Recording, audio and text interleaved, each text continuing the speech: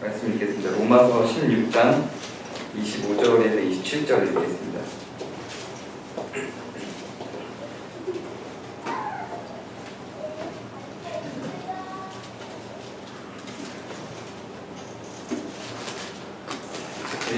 우리 3절이니까요. 한 번씩 교독하고 마지막 같이 읽겠습니다. 나의 복음과 예수 그리스도를 전파함은 영세전부터 감추어졌다가 이제는 하늘을 신발하였으며 영원하신 하나님의 되었다가 선지자들로 말미암아 모든 민족이여 성령을 하시려고 알게 하셨으나 그 준비의 계시를 따르는 것이니 이 복음으로 너희를 능히 공부하게 하시리. 지혜로우신 하나님께 예수 그리스도로 말미암아 영광이 세세 분하도록 있을지어다. 아멘. 그 신천지 반증 설교를 하니까 되게 의외의 반응이었는데, 그 신천지 이렇게 물론 신천지가 여러분과 상관이 없기 때문에 재미없다 이런 반응이 대부분의 반응이었고요. 좀 관심 있는 걸 들었으면 좋겠다. 충분히 동의합니다만 또 필요한 부분들이 또 있다고 판단이 돼서 계획대로 진행하겠습니다. 이제 더 이상 필요하지 않다고 판단해 어떤 시점이 오면 중간에 끊을 수도 있는데요. 일단 지금은 여러분 필요하다고 판단이 돼서 좀 재미없어도 참고 따라해 주시면 좋을 것 같고, 또 본문 해석으로 바로 들어가면 또 지금보다는 좀 재밌어져요. 좀만 참아주세요. 그리고 지지난주 신천지 반증 설교를 통해서 질문이 신천지에 대한 질문보다 다른 신천지에서 이야기하는 악의 영에 대한 것에 질문이 훨씬 더 많았어요. 신천지에 대한 질문보다 신천지에서 주장하는 것과 공통적으로 우리가 사실은 잘못 알고 있는 내용들이 있거든요. 악의 영에 대해서. 거기에 대한 질문이 굉장히 많아요. 아주 거세게. 처음 왔을 때도 왜 그 영적 계시, 직통 계시에 대한 거가 아니다 이렇게 얘기했을 때도 거기에 대한 반발이나 질문도 굉장히 사실 많았는데, 이번에도 그런 맥락인 것 같아요. 그때 질문하신 분이 든 요절이 이런 거였습니다. 여러 질문들이 있었는데 관련해서 에베소 6장 12절 보면 우리의 씨름은 혈과 육을 상대하는 것이 아니요 통치자들과 권세들과 이 어둠의 세상 주관자들과 하늘에 있는 악의 영들을 상대함이라, 이걸로 질문을 했는데, 이것도 신천지에서 자주 이용하는 요절이기도 합니다. 제가 예는 안 들었지만 이 질문이 나온 배경을 잠깐 먼저 설명을 드리면, 제가 우리의 싸움은 우리 안에 있는 선한 영과 악한 영의 싸움이거나 영계에서 선한 영과 악한 영의 싸움으로 이원론적인 구조로 이렇게 싸우는 게 아니다. 이 세상은 하나님의 섭리 가운데 있고 성령, 우리 안에 있는 성령과 우리 육체가 갖고 있는 우리 육체의 죄성과의 싸움이지 악한 영과의 싸움이 아니다, 이렇게 이야기했죠. 동양 사상이 갖고 있는 생각 속에 이런 게 있어요. 꼭 동양 사상이 아니더라도 우리가 본 영화, 소설, 만화 이런 데서 굉장히 많은 이야기들이 있죠. 악한 영과 선한 영이 우리 안에 있어서 막 충돌하는 구조가 있죠. 그래서 우리가 악한 것과 선한 것 중에 어떤 하나를 선택함으로 우리의 정체성이 결정되는 것처럼 그렇게 우리는 인지하고 있는 거예요. 근데 그게 잘못됐다는 겁니다. 요거를 신천지가 이용해서 하늘의 영계에 악한 영과 선한 영이 있고 이 두 개가 싸우고 우리는 그 둘 중에 하나를 선택해서 악한 영에게 지배를 받을 것이냐 선한 영에게 지배를 받을 것이냐에 대한 전쟁으로 영적 전쟁을 끌고 가는 게 신천지의 설명이죠. 이건 신천지만이 아니라 사실은 베레아, 김기동 이단이나 신사도 운동하는 사람들 전부 다 이런 구조로 악한 영과 선한 영의 싸움의 구조로 우리를 끌고 가려고 합니다.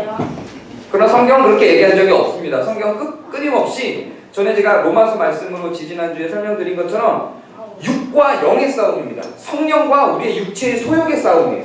이렇게 끌고 가는 겁니다.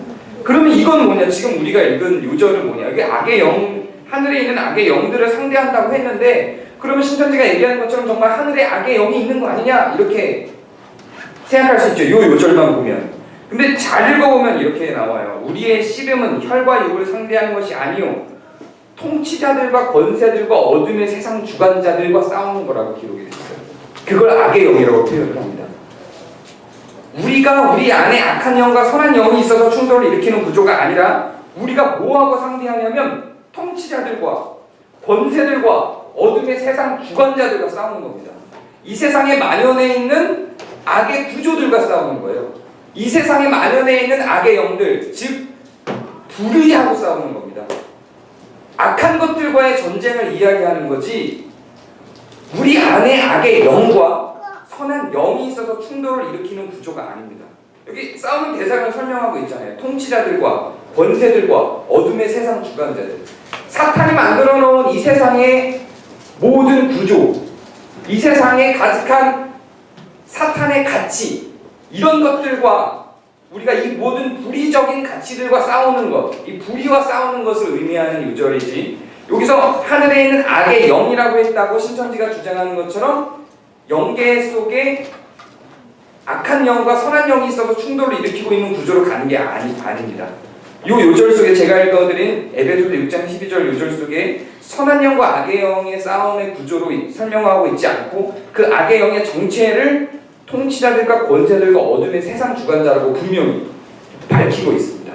그러니까 그 악의 영이라는 단어 하나만을 갖고 우리가 끊임없이 영적 전쟁이라는 얘기를 계속 들어서 우리 안에 있는 어떤 두 영이 충돌하고 있는 구조로 자꾸 우리는 생각을 하는데 그렇지 않다는 겁니다. 자꾸 이단들이 그걸 굉장히 많이 이용을 해요. 근데 그런 구조로 우리는 갖고 있지 않습니다. 일단 이거는 지난 설교에 대한 질문에 대한, 그래서 제가 성경 공부를 같이 하시는 분들에게는 이 요절들을, 이 영적 전쟁에 관한 요절들을 다 하나하나 짚어드렸어요. 전부. 그럼 짚어드리면 전부 뭐에 대한, 이 영적 전쟁에 대한 얘기가, 성경에 나오는 영적 전쟁에 대한 얘기가 전부 우리를 인격적으로, 성품적으로 성장시키는 이야기입니다. 그 영적 전쟁을 통하여 너희들은 의로워질지어다. 다 이렇게 가는 거예요. 영적 전쟁을 통하여 너희들은 인품이 성장하는 거예요. 온유해지고 사랑을 베풀며 이렇게 가는 구조로 그 요절들은 다 갑니다. 그런데 그 영적 전쟁을 통해서 나타나는 결과를 보여주고 있는 성경 요절들은 전혀 신경 안 쓰고 악한 영, 악의 영, 요 요절만 갖고만 자꾸 들어오니까 우리 안에 선한 영과 악한 영이 있어서 충돌한다고 자꾸 여기게 되는 거죠. 그렇게 해서 선한 영과 악한 영의 충돌이 돼서 싸워서 선한 영이 이기거나 악한 영이 이기거나 하는 구조로 가면 우리는 어디 있어요? 우리. 그러면 내가 갖고 있는 죄의 소욕, 우리의 욕심, 이거는 악한 영 때문인 거죠. 나 때문이 아니고 변명이 되어버리고 맙니다. 어쨌든 답변이라서 답변을 했는데 많이들 궁금해하시는 것 같아서 네, 조금 더 중요하게 궁금하고 이 비슷한 요절들이 궁금한 요절들이 더 있으면 네, 언제든지 얼마든지 또 갖고 와주시면 되겠습니다. 오늘은 성경에 대해서 이야기를 좀 할까 합니다. 신천지뿐만 아니라 사실은 그 많은 이단들이 JMS나 통일교나 요즘 떠오르고 있는 박태선의 천부교라는 이름을 버리고 다른 이름으로 자꾸 떠오르기도 하는데요. 이런 여러 이단들, 김기동, 베레아파, 신사돈동 이런 여러 이단들이 끊임없이 성경을 뭘로 갖고 오냐면 두 개의 대결구도, 하나님과 사탄의 대결구도, 성령과 악령의 대결구도, 선과 악의 대결구도, 육계와 영계의 대결구도, 빛과 어둠의 대결구도, 이런 대결구도로 성경을 계속 끌고 갑니다. 성경은 대결하지 않아요. 하나님은 대결하지 않습니다. 섭리하십니다. 하나님이 누군가 싸워서 이기거나 지는 구조로 가시지 않으세요. 근데 이 두 개의 이원론적인 대결구도를 이단들이 계속 끌고 가면서 그 대결할 만한 대상을 설정해 줍니다. 그러면 전투력이 생겨요. 그 전투력이 생겨서 사람이 에너지가 막 솟아나서 대결할 대상이 정해지면 거기에 몰입하게 돼요. 이게 사람의 심리이죠. 이단들이 굉장히 많이 사용하는 방법입니다. 그래서 그 대결 구도를 형성하기 위해서 성경을 이원론적으로 악과 영, 하나님과 사탄, 악령과 성령, 선과 악, 육계와 영계 이걸로 계속 끊임없이 나누어서 대결 구도로 가지고 가고 있는 이단들이 많이 사용하는 이것들을 성경을 통해서 설득하기 위해서 성경을 제대로 해석하지 못하는 자기들이 성경을 해석하게 만드는 몇 개의 눈을 씌워주게 됩니다. 이 칸트라는 사람이 말한 유명한 거 있죠. 이 노란색 셀로판이 딱 되면 세상이 다 노랗게 보이는 거죠.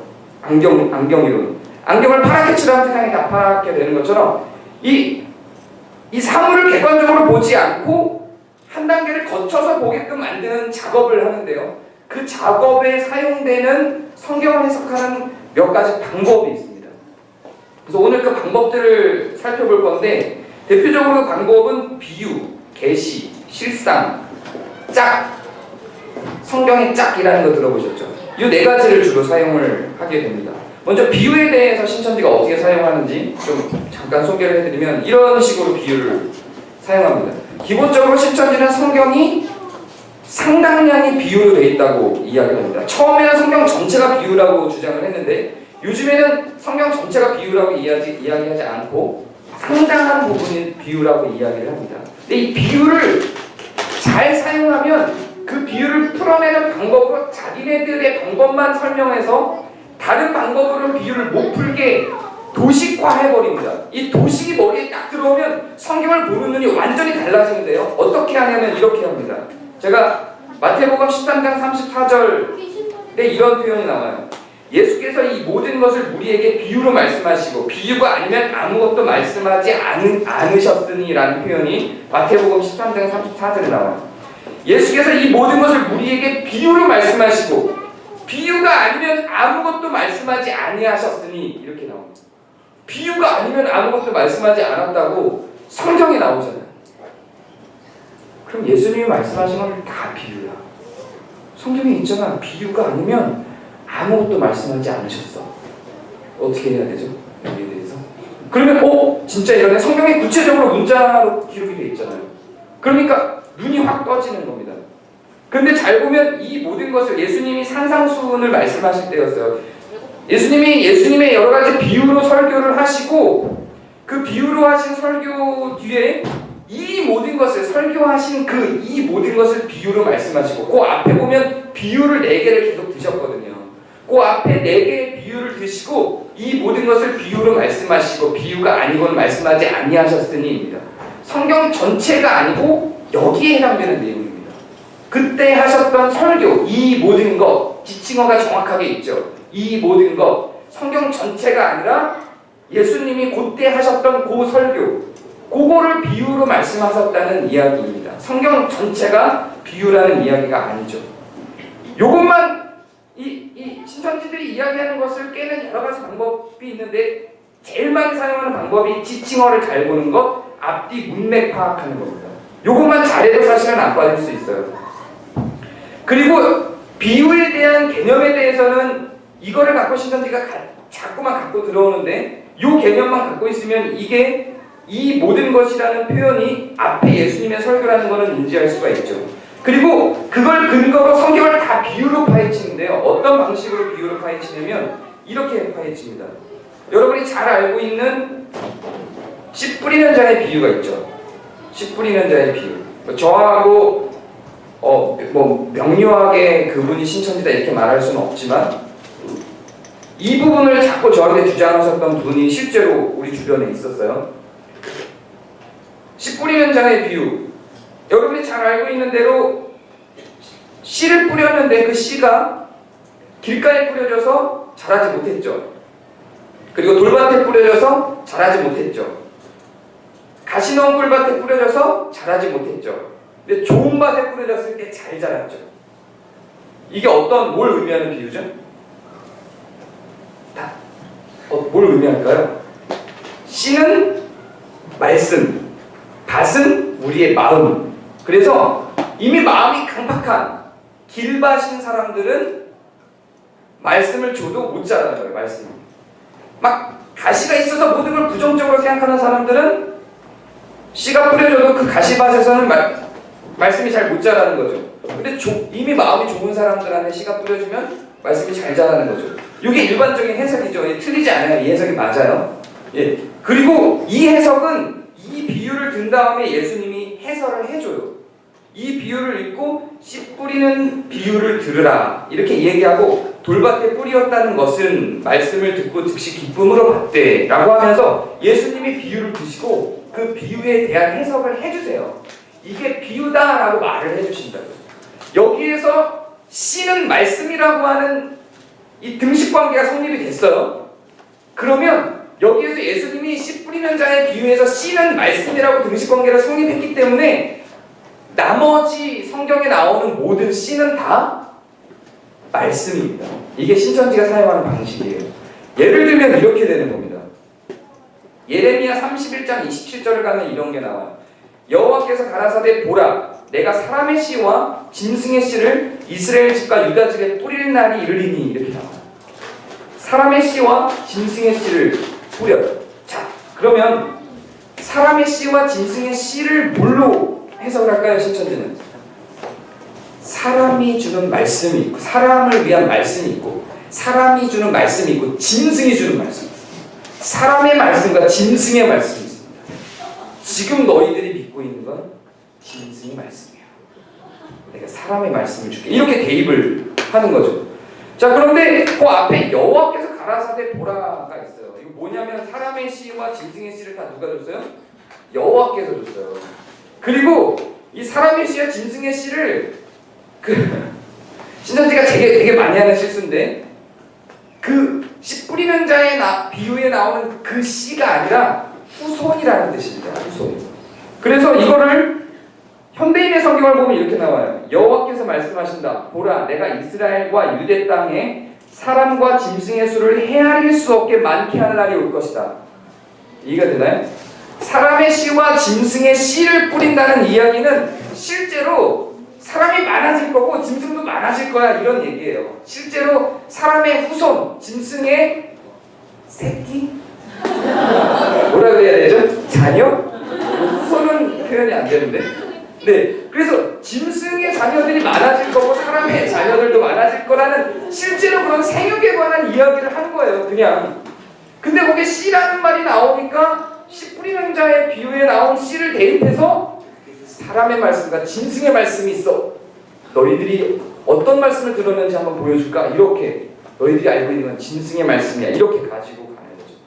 근데 예레미야 이 본문을 그렇게 들어본 적이 없어요. 사람들이. 근데 씨 뿌리는 자의 비유에 나오는 그 씨가 말씀이다. 그리고 이게 짐승의 씨야. 사람의 씨야. 그러면 즉 짐승의 말씀, 사람의 말씀이 있는 거야 라고 딱 설명해 주니까 눈이 뜨이는 거죠. 모르던 걸 알았어요. 그리고 사람들한테 가는 겁니다. 야, 너 예레미야 31장 27절에 나오는 사람의 씨와 짐승의 씨가 뭔지 알아? 읽어본 적이 없거든요. 보통 예레미야 안 읽잖아요. 아니 마태복음 읽기도 힘든데 무슨 예레미야까지 가요. 창세기 마태복음 읽으면 끝나는 거지. 그런데 읽어본 적이 없으니까 이거 그러게 씨가 말씀이라는 뜻이야. 왠지 알아? 예수님이 마태복음 말씀을 보면 씨는 말씀이라고 했어. 이건 말씀으로 해석하는 거야. 말씀으로 해석하면 무슨 일이 벌어지는지 볼까? 그리고 씨에 해당되는 다른 요절들을 계속 찾아주는 겁니다. 이걸 말씀으로 해석해봐. 무슨 의미가 되나? 그렇지. 다른데 또 찾아주는 거예요. 이걸 말씀으로 해석해봐. 무슨 의미가 되나? 그러면서 신천지만의 하나의 도식을 만드는 거예요. 그러면 성경을 읽을 때 완전히 새로워 보입니다. 특히 계시록은 다 상징이잖아요. 씨도 나오고 대적, 어린 양, 뭐 두루마기, 뭐 별별 게 다 나오잖아요. 두루마기는 뭐고 이게 다 등식이 돼 있어요. 그 등식을 다 대입해 놓으면 이렇게 되는 거예요. 씨를 뿌리셨으니 그 씨를 거두는 추수꾼들이 오되 말씀을 전했으니 그 말씀을 걷어들이는 천사들이 오니 이렇게 다 우리는 전혀 상상할 수 없는 다른 말씀을 보는 거죠. 그리고 그걸 보려니 일반 교회 성도들을 보면서 비우는 겁니다. 무식한 겁니다.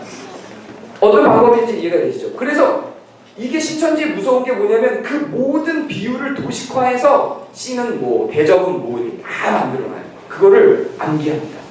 그걸 다 암기하고 나면 성경을 보는데 우리가 읽는 내용하고 전혀 다른 내용을 읽히는 거죠. 그렇게 해서 빠져들어가요. 그게 전부 인식이 되고 나면 그때부터는 다르게 읽으려고 해도 자꾸 그렇게 읽혀요. 그러니까 우리가 해석하는 거하고 완전히 다른 해석이 나올 수밖에 없게 되는 구조로 가는 겁니다.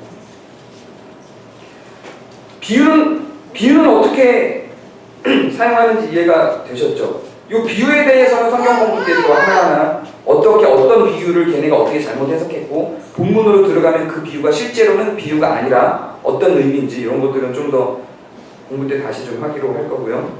그리고 얘네들이 많이 사용하는 게 짝입니다. 그 짝 이야기 들어보셨나요? 말씀에 짝이 있어요. 구약과 신약에 짝이 있어. 이거 그 정통교회 목사님들도 많이 사용하잖아요. 말씀에 짝이 있어. 이거를 누가 제일 먼저 사용했는지 아세요? 말씀에 짝이론 문선명, 박태선 통일교회에서 갖고 왔던 겁니다. 근데 그거 원래 이 신천지를 만들기 전에 신천지 전에 장막성전이라고 하는 곳이 있었고요. 그 장막성전을 만든 사람이 유재열이라는 사람인데 이 유재열이라는 사람이 박태선이 만들었던 신앙촌에서 태어난 사람입니다. 그리고 거기서 박태선이 가르친 신앙촌 교리, 천부교 교리를 전부 들었어요. 지금은 시온교회라는 이름으로 활동을 하고 있어요. 근데 그 천부교 교리를 전부 배운 이 사람이 만들어낸 게 장막성전이고 장막성전을 만들었던 유재열이라는 사람이 나중에 회심을 하고 장로교로 들어가요. 그러면서 이 장막성전을 해체시키는데 오평호라는 사람한테 해체시키도록 요청을 해. 오평호가 그 유재열이 오른팔이었고 이만희가 왼팔이었는데 근데 이만희가 맞아 너는 가 근데 나는 이게 맞는 것 같아 라고 가기를 원하지 않는 남은 무리들을 데리고 만든 게 신천지예요. 그러니까 요 교리가 그대로 내려온 거죠. 천부교에서. 그러니까 천부교에서 그렇게 내려온 교리들이 신천지 안에 상당히 많이 있어요. 거기서 이 짝 이론도 거의 비슷한데 짝 이론을 근거로 맞춰주고 있는 요절이 이사야 34장 16절이에요. 이렇게 나옵니다. 너희는 여호와의 책에서 찾아 읽어보라. 이것들 가운데 빠진 것이 하나도 없고 제짝이 없는 것이 없으리니 여호와의 말씀을 읽어보라. 여기에 제짝이 없는 것이 없다 이렇게 나와. 말씀에 제짝이 없는 것이 없다 이렇게 가니까 말씀엔 짝이 있구나. 그리고 말씀을 짝을 다 맞추는 겁니다. 그리고 해석이 잘 안 되고 애매한 성경 말씀이 있죠. 그 짝을 찾아요. 짝을 그게 그 짝인지 어떻게 알아요? 근데 그거는 누군가 정해주는 겁니다. 그 누구겠어요? 그 사람이 정해주는 거예요. 그러니까 짝을 딱 맞춰 보면 여기서 해석 안 된 게 그 짝을 찾아가 보면 해석이 되는 거죠. 이렇게 짝 맞추기를 계속해요. 이단들이 계속 사용하는 건 뭐냐면 성경을 아무나 해석할 수 없게 자기들만 해석할 수 있는 권한, 누군가 특별한 단체나 특별한 집단이나 특별한 소수, 특별한 한 사람이 해석할 수 있는 틀을 갖고 있어요. 그리고 그 틀이 아니면 해석할 수 없는 구조를 대입합니다. 성경을 해석하는 권한을 자기가 갖는 거죠. 뭐랑 똑같아요? 16세기 이전에 타락했던 천주교와 같아요. 거기서 종교개혁을 한 거잖아요. 루터와 칼빈이. 그거를 그대로 다시 하고 있는 거예요. 성경을 해석할 권한을 자기들이 갖는 거예요. 그래서 짝을 자기들이 맞춰줘야만 하는 거죠. 그래야 성경이 제대로 해석하는 거예요. 짝이 맞춰지지 않은 해석이 제대로 안 되는 겁니다. 반쪽짜리 해석이에요.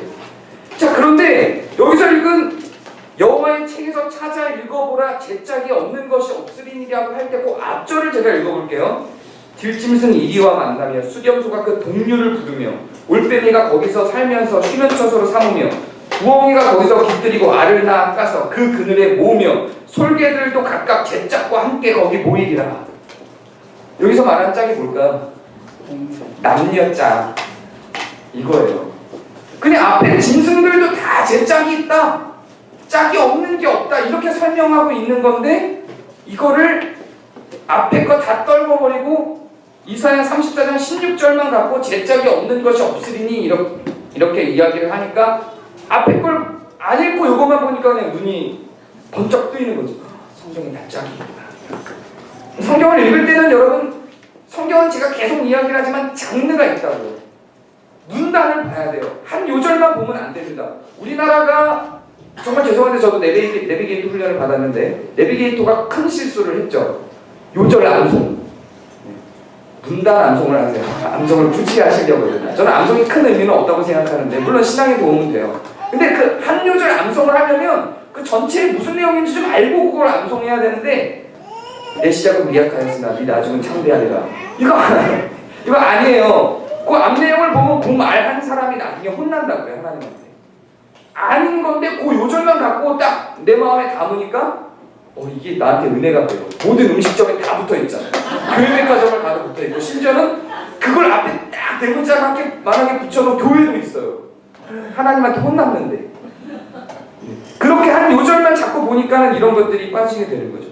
근데 정말 신천지에서 주장하는 것 중에 힘든 주장이 뭐냐면 계시와 실상이라는 겁니다. 계시와 실상, 우리가 읽은 오늘 읽은 말씀이 계시예요. 계시 다시 한번 제가 잠깐 읽어드리면 이렇게 나옵니다. 나의 복음과 예수 그리스도를 전파함은 영세전부터 감추어졌다가 이제는 나타나신 바 되었다고 이야기를 해요. 그래서 계시란, 신천지가 주장하는 계시란 감추어진 거예요. 그리고 그 감추어진 게 계시인데 영세전부터 감추어졌다가 나타나신 바 됐다 그랬어요. 감추어진 게 계시인데 그 계시가 내려진 게, 즉 예언이 내려진 게 감추어졌으면 이제는 드러나야 되죠. 보여야 되잖아요. 그걸 실상이라고 합니다. 그래서 신천지에서 가장 중요하게 이야기하는 게 실상이에요. 이 실상이 갖는 힘이 있어요. 이 실상은 어디에 근거하냐면 히브리서 11장 1절을 보면 믿음은 바라는 것들의 실상이요 이렇게 나오죠. 이 실상이론을 갖고 와요. 계시 뒤에는 실상이 있다. 예언 뒤에는 실상이 있다. 예언이 됐는데 그게 실제로 나타나지 않았으면 그건 예언이 아니다 이거죠. 그래서 예언 뒤에는 반드시, 계시 뒤에는 반드시 실상이 있다. 감추어진 계시와 드러나는 실상이 있다 이렇게 얘기해요. 그리고 실제로 성경에 예언들이 있죠. 아직 나타나지 않은 예언들이 있어요. 그거를 실상으로 보여주고. 여러분, 성경에 12지파가 있습니다. 여러분, 성경에만 있고 드러나지 않은 이 지파, 이게 성경에만 담겨있는 이 지파가 무슨 의미가 있습니까? 이 12지파가 성경에만 있는 게 무슨 의미가 있습니까? 여러분이 베드로 지파입니다. 저쪽 강동구로 가면 그분들이 있죠. 그분들이 안드레 지파입니다. 마띠아 지파가 탄생했습니다. 새로운 마띠아 지파가 탄생. 이게 성경을 실상으로 보여주는 거예요. 그리고 실제로 성경에 있는 것들이 드러나고 나타나는 거죠. 거기에 흥분하는 거예요, 사람들이. 그냥 여러분 막연하게 기다리잖아요. 성경에 나온 내용들을 앞으로 이루어질 예언들에 대해서 막연하게 기다리잖아요. 앞으로 올 천국에 대해서 막연하게 기다리잖아요. 그걸 실제로 하나하나 보여주는 거예요. 성경에 나온 다시 오실 예수님, 그게 누굴까요? 그게 나야. 근데 실제로 그게 믿음이 눈앞에 딱 드러난 거죠. 그러니까 거기에 감동하는 거예요. 그리고 그 증거들을 하나하나 보여주면서 믿게 만드니까 더 뜨거워지는 거죠. 이게 실상입니다. 그들이 보여주는 실상. 실상으로 드러나지 않은 계시는 무슨 의미가 있느냐? 거기에 빠져들어가게 되는 겁니다. 그런데 계시가 무슨 뜻이냐면요. 계시 자체가 드러내다라는 뜻입니다. 계시라는 말 자체가 드러내다라는 뜻이에요. 감추었다는 뜻이 아닙니다. 이 말 자체가 드러내다라는 뜻이에요. 성경 원어에 나오는 여러분이 잘 알고 있는 말 아포칼립시스, 드러내다라는 의미예요. 다 드러났다라는 의미입니다. 하나님이 계시라고 하는 말을 기록하셨다는 건 그걸 드러냈다는 이야기고, 우리가 읽은 로마서 16장 25절 보면 나의 복음과 예수 그리스도를 전파하는 영세전부터 감추어졌다가 이제는 나타나신 바 되었으며 이렇게 나오죠. 여기서 나타난 게 뭘까요? 문장을 한번 잘 보세요. 예수 그리스도를 전파함은 감추어졌다가 이제는 나타난 거예요. 누가 감추어졌었죠? 계시가 감추어졌다는 게 아니라 예수 그리스도가 감추어진 거예요. 문장을 잘 보세요. 나의 복음과 예수 그리스도를 전파함은 영세전부터 감추어졌다 이제는 나타나셨어요. 존칭을 쓰면서 나타나신 바 되셨죠. 누가? 예수님이 나타나셨다는 이야기예요. 그리고 언제 나타나셨어요? 이제는. 이 이제가 언제일까요? 2000년 전이에요. 지금 이만희가 있는 지금 이 시점이 아니라는 이야기죠. 이걸 여기다 대입해서 감추어졌다가 나타났다라는 소스만 가지고 계시를 설명해내고 있는 겁니다. 근데 조금만 눈을 뜨고 보면 이제라는 시점이 이미 2000년 전인 거를 봐야 되고, 여기서 나타났다라고 하는 말이 받아주고 있는 게 계시가 아니라 예수 그리스도입니다. 이해가 되시죠? 요것도 그냥 말장난을 갖고 놓은 거예요. 계시는 그 뒤에 나와요. 26절에 돼서야 계시가 등장을 합니다. 그 신비의 계시, 이 신비의 계시는 나타나신 바 된 이 신비의 계시는 예수 그리스도를 의미하는 겁니다. 예수 그리스도가 태어나시기 전까지는 그 감추어졌던 거고, 이제 그 예수 그리스도가 이제는 나타나셨다는 거예요. 예수 그리스도가 나타나셨다, 이걸 선포하고 있는 내용입니다. 그리고 그 신비의 계시로서 예수 그리스도를 보여주고 있는 것이지, 감추어졌던 계시가 실상으로 나타나는 걸 보여줘야 된다라고 이야기를 하고 있는 것이 아닙니다. 그리고 실상이라고 표현하고 있는 히브리서 11장을 보면, 이거는 제가 2017년 설교 중에 믿음이라고 하는 설교가 있었는데 그때 자세히 설명을 했기 때문에 간단하게만 이야기할게요. 믿음은 바라는 것들의 실상이오라고 할 때 실상은 원래는 기초가 되다 혹은 실체화하다 이런 의미입니다. 이 실체화하다라는 걸 어떻게 표현했냐면, 즉 믿음은 내가 바라고 있는 세상이 있으면 그거를 내가 실천하는 걸 의미하는 겁니다. 이게 믿음이에요. 성경이 이야기하고 있는 실상이라고 하는 말이 너무 어려워요. 좀 바꿨으면 좋겠어요. 뭔가가 우리가 생각하고 있는 그 실상의 의미가 아니에요. 보여주다라는 뜻이에요. 나타내고 드러내고 실천하다라는 의미예요. 이 단어의 뜻이 여기서 실상이라고 기록하고 있는 히포스타시스라고 하는 이 단어가 실천하다, 보여주다, 드러내다, 기초화하다 이런 뜻이에요. 그러니까 믿음은 너희들이 바라고 있는 게 있으면 그렇게 살아. 이게 믿음이에요. 공평한 세상을 원해? 공평하게 살아. 정의로운 세상을 원해? 정의롭게 살아. 사랑이 많은 세상을 원해? 사랑해. 이런 의미예요. 믿음은 그런 거라는 거죠. 믿음은 아무것도 안 하고 그냥 기도하는 게 아니라 정말 너희가 믿는다면 너희가 믿는 대로 좀 살아. 실체화하고 그걸 드러내고 그걸 나타내라고 너희 삶 속에서 라고 이야기하고 있는 게 믿음은 바라는 것들의 실상이오라고 이야기를 하는 겁니다. 그 실제로 옛날에 성경에만 있었던 베드로가 지금 나타나는 걸 얘기하는 게 아니고요. 그러니까는 신천지가 갖고 있는 내용들을 보면은 굉장히 미숙한 게 많아요. 지금 제가 비유, 짝 이거 전부 다 잘못된 해석에서 나오는 거죠. 국어를 못해서 나오는 거예요. 좀 정말 죄송하지만 국어만 잘하고 문단만 잘 파악해도 이게 안 빠집니다. 그 왜 이럴까요? 저는 쉬운 성경을 봐야 한다고 강력하게 주장합니다. 제발 너무 어려워요. 이 말 표현 자체가. 그리고 요절만 자꾸 보는 습관들 때문에 그래요. 전체적인 내용만 파악해도 맞지 않죠. 그래서 믿음은 바라는 것들의 실상이오라고 해놓고 그 뒤에 뭐라고 나올까요? 그 뒤에 쭉 이어지는 말씀을 보면 선진들의 실천한 삶들이 나오죠. 아벨은 의로운 제사를 드렸어요. 에녹은 의로운 삶을 살았고요. 노아는 구원의 방주를 만들었어요. 아브라함 지시한 땅으로 갔죠.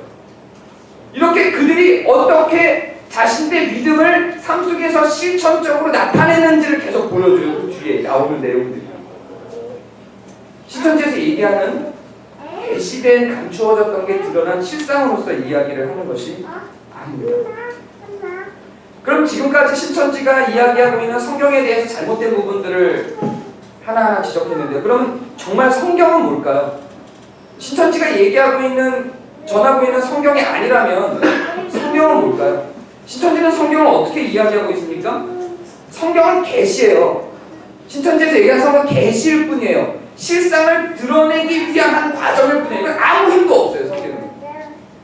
대부분의 인간들이 이렇게 끌려가요.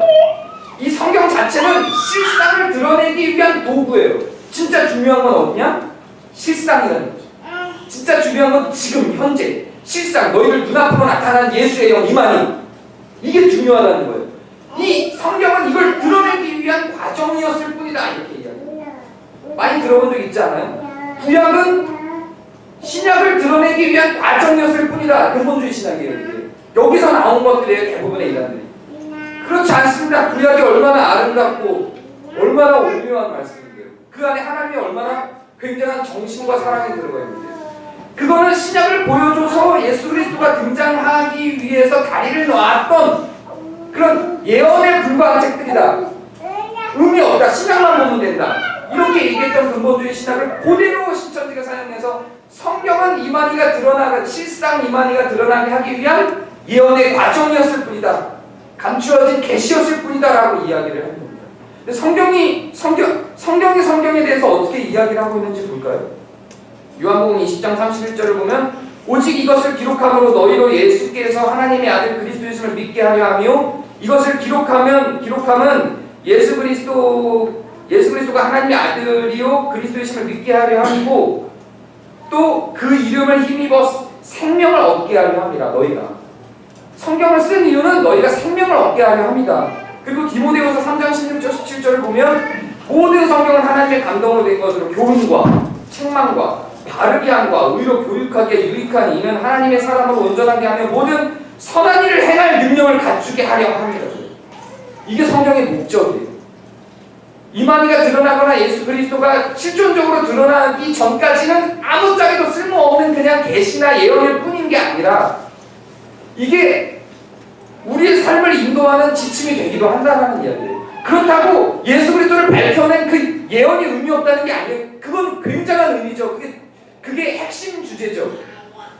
그게 의미 없다는 게 아니라 그것만 있지 않더라고요.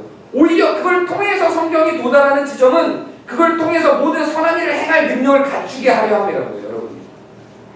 이게 성경의 목적이라고 성경은 기록하고 있습니다. 우리가 성경을 대할 때는, 우리가 성경을 읽을 때는 우리의 능력을 벗어난 어떤 권력이나 권위에 의지해야만 드러나는 구조로 결코 가지 않습니다. 정말로 그러하다면 종교개혁은 일어날 필요가 없었죠. 사제들이 해석하는 거 그냥 들었으면 됐었죠. 똑같은 구조의 반복이에요. 역사의 반복이에요. 이걸 해석할 능력을 지닌 어떤 특정한 존재들만 존재하도록, 특정한 존재들에게 의지해야만 하도록 가는 구조는 그냥 가짜라고 보시면 돼요. 그런 구조는 없어요. 여러분 각각에게 전부 성령이 계시고 여러분들은 그 성경을 해석할 수 있는, 성경 안에서 성경을 해석할 수 있는 다른 어떤 권위를 빌리지 않고, 물론 성경을 믿지 않는다거나 성경을 버린다거나 하는 개념도 다른 거예요. 태초에 하나님 천지를 창조하시니라. 아니야. 이거하고는 또 좀 다른 거라. 태초에 말씀이 계시냐, 그 말씀이 육신이 되어. 아니야. 이거하고는 또 다른 거예요. 그걸 믿는다는 가정하에서, 그걸 믿고 받아들인다는 가정하에서 성경에 대한 해석은 여러분 모두에게 다 주어진 해석이에요. 여러분 모두에게 전부 성령이 있기 때문에 그렇습니다. 어떤 권위를 빌리지 않고는 여러분이 성경을 해석할 수 없다는 주장이 있다면 그건 이단이거나 이단으로 가기 위한 어떤 첫걸음들입니다. 그리고 그 성경이 여러분의 삶과 완전히 동떨어져서 또 다른 어떤 실천이 아닌 또 다른 어떤 실상을 만들어내기 위한 구조로서만 그렇게 하찮게 여겨진다면 그것도 또한 마찬가지입니다. 성경의 목적을 성경은 분명하게 기록하고 있습니다. 이러한 이단들의 주장은 결국 성경을 해석하는 그 권력이 다른 데로 집중되는 이론에서 출발을 해서 드러나고 나타납니다. 성경을 통해서 성경이 기록한 대로 생명을 얻고 선한 일을 행할 능력을 갖추십시오. 그게 성령을 따르는 사람들의 자세입니다. 이걸 통해 성경을 통해서 또 다른 어떤 열매들, 또 다른 어떤 결과들, 여러분의 어떤 탐욕을 쟁취하고자 하는 구조로 가는 건 전부 가짜라고 보시면 됩니다. 성경이 여러분에게 주는 것은 성경이 기록하고 있는 대로 생명입니다. 그리고 선한 일을 행할 수 있는 능력입니다. 이것밖에 안 줘요? 이게 전부입니다. 성경이 말하고 있는 전부입니다. 밥은 안 줘요? 저는 실제로 이런 얘기도 들었어요. 성경이 밥도 줍니다. 네. 목사들에겐 그러네요. 그렇지 않습니다.